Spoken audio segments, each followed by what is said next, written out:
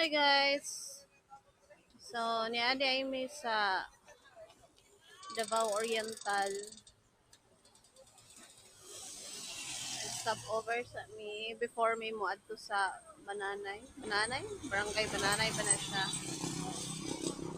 Kay namahaw pa ang uban mga participants sa charity ride kay para kondisyon. So kami human naman mi namahaw breakfast. Human naman mi sa hotel.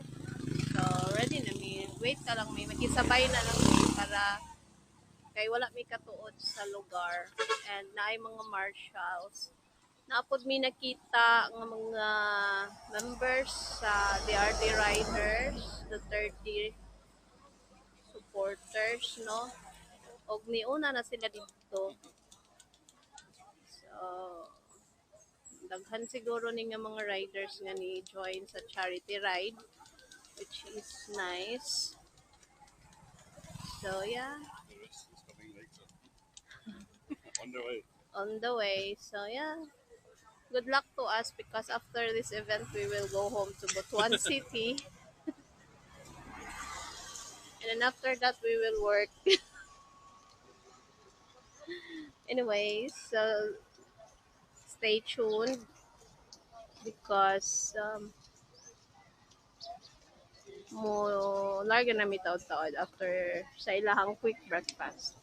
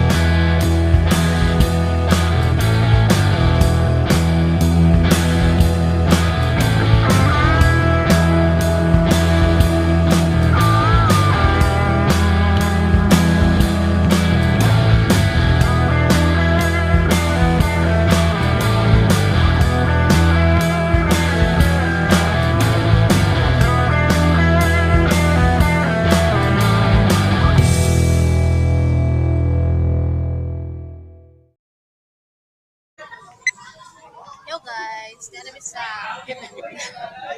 event. Maputi Barangay Hall. So, nagamot-abot po ang uban mga participants.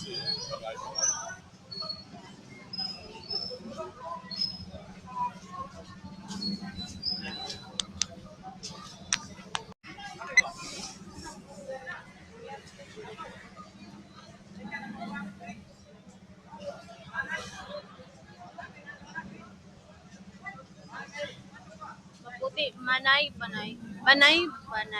Davao. Banay, Davao Oriental. So, mga nagkalain-laing grupo, ayan sila. Sana po sa mga on. Na sila ipa-snack mais. Then, so, while waiting sa program, kaon sa me and Mamina.